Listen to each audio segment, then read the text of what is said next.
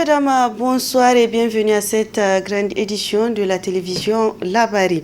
Célébration ce 10 décembre de la 61e anniversaire de la Déclaration universelle des droits de l'homme DUDH. À cette occasion, la Commission nationale des droits humains a organisé conjointement avec l'Union européenne et le REPAD une conférence publique sur le thème cadre juridique des défenseurs des droits de l'homme au Niger. Ariata Salah, Ibrahim Abdou pour le compte-rendu.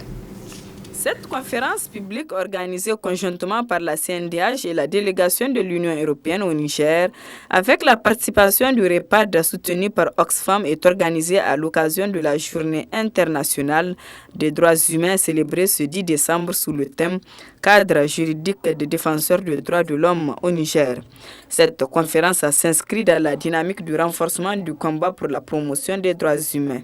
Au Niger, comme dans beaucoup de pays à travers le monde, les citoyens se mobilisent en faveur des droits de l'homme.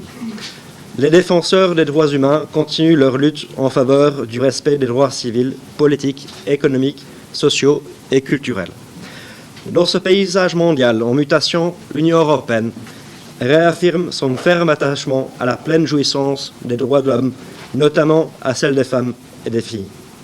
Mais au-delà de ce nécessaire engagement individuel, la défense des droits de l'homme relève aussi d'un engagement collectif dans lequel l'Union européenne entend jouer son part entière. C'est pourquoi l'Union européenne continue à s'associer à la société civile, aux défenseurs des droits de l'homme, aux universités, au secteur privé et à bien d'autres pour faire avancer le dossier des droits de l'homme à travers le monde entier. Pour le rapporteur général de la CNDH assurant l'intérim du président, cette conférence montre des efforts fournis par la CNDH et ses partenaires pour l'adoption du cadre juridique des défenseurs des droits de l'homme.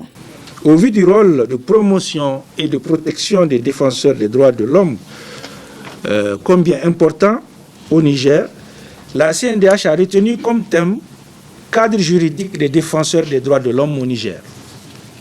Distingués invités, les défenseurs des droits de l'homme interviennent dans toutes sortes de situations ou de cas de violation des droits humains, par exemple les exécutions sommaires, la torture, les arrestations ou détentions arbitraires, les mutilations génitales féminines, la discrimination, les problèmes d'emploi. Cette conférence est également le signe avant-coureur d'une future convention entre la délégation de l'Union européenne et la CNDH au bénéfice des défenseurs des droits humains. La volonté politique de protéger les défenseurs des droits humains en tant qu'acteurs essentiels pour bâtir un monde plus sûr et plus juste doit être manifestée par une loi nationale protectrice. Celle-ci est au Niger au stade de projet. À travers cette activité, la CNDH et ses partenaires militent en faveur de son adoption pour consolider le cadre juridique existant. Des éminents conférenciers, à savoir Dr Jibril Abarchi, Nuhu Arzika et le secrétaire général du SAMAN argumenteront pour l'effectivité de cette loi qui est une recommandation des Nations Unies. Le mouvement nigérien pour la promotion de la citoyenneté à la base MNPCB Handese, en collaboration avec le club des étudiants en droit de l'université de Niamey, a organisé ce matin une conférence publique au collège Mariama. Cette conférence est organisée dans le cadre du 71e anniversaire de la Déclaration universelle des droits de l'homme DUDH. Compte rendu Ismaël Moumouni, Sadou Doumi. Ratifiée le 10 décembre 1948 à Paris, la Déclaration universelle des droits de l'homme DUDH sert de guide dont son respect strict permet la bonne marche de la société. C'est pour imprégner les jeunes du contenu de cette déclaration afin qu'ils puissent être des défenseurs face aux droits de l'homme que le mouvement nigérien pour la promotion de la citoyenneté à la base et le club des étudiants en droit de l'université de Niamey ont organisé cette conférence publique au collège Mariama. c'est un phare qui rayonne pour montrer aux gens et aux États les voies à suivre. Pas seulement aux gens, aux États, aux citoyens, tout simplement, à tout le monde. Et maintenant, l'État essaye, à travers la déclaration, de voter des lois.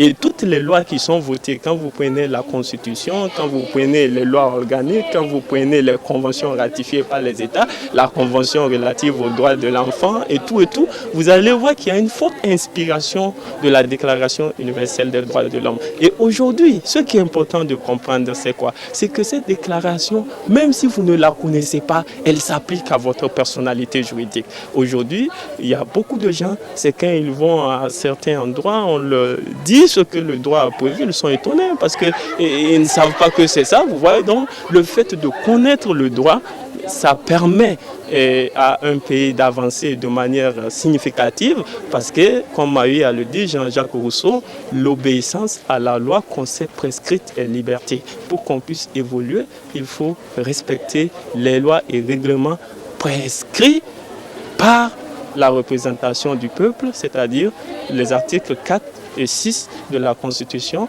stipulant que la souveraineté nationale appartient au peuple pour l'article 4 et pour l'article 6, stipulant que le peuple exerce sa souveraineté à travers ses représentants élus et par voie de référendum. Paris gagné par les initiateurs en attestent les participants à cette conférence. Par rapport à cette conférence, j'ai appris qu'il y a la communauté CNDH, elle existe et on nous a donné des conseils. Si quelqu'un viole nos droits, on peut partir faire recours et si on voit quelques exemples, on peut partir à la CNDH pour réclamer nos droits. Et on a su que l'homme avait des droits, on nous a parlé de la Deuxième Guerre mondiale, on nous a parlé de beaucoup de choses. On a parlé des trucs sur la Déclaration universelle des droits de l'homme, genre droit à la santé, à l'éducation. On a parlé aussi des mariages précoces et des mariages forcés. À propos des mariages forcés, genre on te force à te marier avec, exemple, un homme de 70 ans, un homme que tu ne connais même pas, que tu n'as jamais vu. Et les mariages précoces, c'est un mariage qu'on marie une fille avant l'âge de se marier. Cette conférence publique est organisée à l'occasion de la commémoration du 71e anniversaire de la Déclaration universelle des droits de l'homme, dont le thème de cette année porte sur les jeunes défend les droits de l'homme. Le programme des Nations Unies pour le développement, PNUD, a, comme chaque année, a publié son rapport 2019 sur l'indice du développement humain IDH. Cette année aussi, le Niger a occupé la 189e place dans le classement mondial sur l'IDH. Un rang qui fait réagir les acteurs de la société civile. Le reportage avec Hassan Saleh Mustafa et Ibrahim Abdou. Le Niger, encore en bas du classement du pays à plus faible indice de développement humain au monde. Le revenu brut par habitant, l'espérance de vie ou encore le niveau de l'éducation sont entre autres critères sur la base desquels l'IDH est calculé. Tous ces critères ne sont pas donc remplis par le Niger qui bat une fois de plus le record et maintient sa bonne position du dernier en occupant la 189e place sur 189 pays. Qu'on le veuille ou pas, les indicateurs qui sont pris en compte à chaque mois pour faire ce calcul, ils sont clairs. C'est l'éducation, c'est la santé, c'est l'habitat, c'est le seuil de pauvreté. Et aujourd'hui, quand on vous parle de ça, on vous qualifie de quelqu'un en réalité qui ne comprend pas. Or, nous savons très bien, au lieu d'orienter la gestion de l'État dans ce principe, en renforçant la capacité de ces indicateurs pour qu'on puisse rehausser et quitter cette place, à chaque moment, les princes qui nous dirigent, ils ont toujours cette conception de la chose. Ils considèrent que c'est là où ça doit être qu'il faut leur calcul. Aujourd'hui, le secteur de l'éducation, il est à terre. C'est extrêmement choquant que chaque année qu'on fasse sortir l'IDH, on nous dit qu'on est dernier. C'est une chose qui doit interpeller l'ensemble des Nigériens. C'est une chose logiquement qui, aujourd'hui, doit susciter des réponses fortes de la part des dirigeants. C'est pratiquement inadmissible qu'on continue dans la mise en œuvre de politiques publiques, que notre pays soit toujours classé dernier. Ce n'est pas une bonne chose du point de vue de son image, du point de vue de nous autres citoyens qui sommes dans ce pays-là. Cette place qu'occupe le Niger au plan mondial n'est pas du tout surprenante, estiment certains acteurs. Vous ne pouvez pas faire évoluer un pays. C'est une éducation fiable qui est à la hauteur, c'est-à-dire du moment, qui est à la pointe de ce que doit être l'éducation au XXIe siècle. Vous ne pouvez pas espérer que vous soyez parmi les meilleurs alors que vous avez le taux de couverture de santé qui est en dessous de ce qui doit être un pays responsable au XXIe siècle. Vous ne pouvez pas espérer être aussi parmi les meilleurs quand même le simple logement où la population doit au moins avoir la situation est désastreuse en la matière. Vous ne pouvez pas espérer être parmi les meilleurs quand le seuil de pauvreté ne fait que décroître à un niveau où c'est même extrêmement grave. Pour Nassour Seydou Voix de Sans Voix, le président de la République doit agir face à cette situation. Cette fois-ci, c'est des réponses fortes qui sont attendues de la part du président de la République, dans le sens où de donner une autre orientation aux politiques publiques dans la mise en œuvre, ou de réformer dans le sens du changement des personnes qui mettent en œuvre la politique publique. Les résultats ont montré que l'efficacité du service public, l'efficacité de l'action publique laisse à désirer cette fois-ci. C'est sur cette base qu'on mesure les performances. C'est l'éducation, c'est la santé, c'est beaucoup de choses. Il n'y a rien à ajouter dans cette perspective qu'attendre des réactions fortes, un signal fort des autorités dans le sens de l'amélioration. Parce que trop c'est trop. On ne peut pas demeurer éternellement dernier pendant que des pays comme le Burkina Faso, comme le Mali ont progressé cette fois-ci. La situation sécuritaire dans laquelle ils sont, nous sommes dans cette même situation sécuritaire. Ainsi, en tête du peloton, on retrouve la Norvège, suivie de la Suisse et de l'Australie. Et en bas du classement, le Soudan occupe la 187e place, la Centrafrique 188e et le Niger ferme la marche avec 189e place. Ouverture ce matin à l'hôtel Noum d'un atelier de 4 jours à l'endroit des cadres du ministère de la promotion de la femme et de la protection de l'enfant sur le char et élection. L'atelier est organisé par ONU Femmes avec l'appui du ministère de la promotion de la femme et de la protection de l'enfant. Compte rendu Nafisa Zakou Aboubakar Souley. Organisé par ONU Femmes en collaboration avec le ministère de la promotion de la femme et de la protection de l'enfant, se présente atelier sur la participation politique des femmes clés pour leur meilleure représentativité dans les instances de prise de décision et pour le développement, la paix et la démocratie au Niger vise à renforcer les capacités des cadres du ministère de la promotion de la femme. Occasion pour la représentante de l'ONU Femmes Niger de souligner l'importance de la participation des femmes au processus électoral. Notre organisation a répondu à la demande du ministère de collaborer à la formation et au renforcement des capacités de l'institution, précisément pour pouvoir accompagner au mieux les femmes tout au long du cycle électoral et obtenir les meilleurs résultats. Les femmes nigériennes sont confrontées à beaucoup de défis sociaux, culturels, économiques et politiques, mais elles constituent plus de la moitié de la population du Niger, mais elles sont sous-représentées aussi bien dans les fonctions dirigeantes qu'au niveau de parlements nationaux et locaux et au niveau de prise de décision.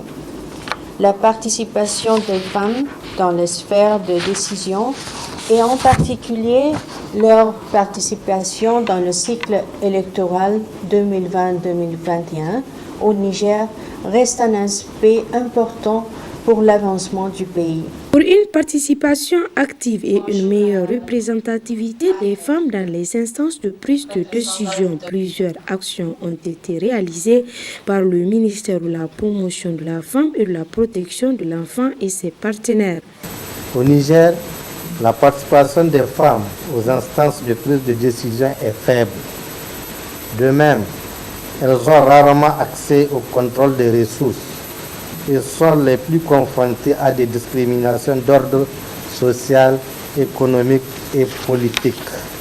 Face à cette situation, et pour une participation active et une meilleure représentativité des femmes à tous les niveaux, plusieurs actions ont été réalisées par le ministère et ses partenaires, dont entre autres l'adoption de la politique nationale JAR qui vise la réduction des disparités entre hommes et femmes dans tous les domaines, l'adoption de la stratégie nationale de l'autonomisation des femmes, la mise en œuvre du modèle Mata Massoudoubara MMD qui vise le leadership des femmes et leur autonomisation économique, l'adoption de la loi sur le quota dans les postes électifs et nominatifs afin de réduire les disparités dans les instances de prise de décision. Durant ces 4 jours de formation, les participants seront bien outillés sur les questions de genre et élection et les enjeux y afférents pour que le ministère puisse bien jouer son rôle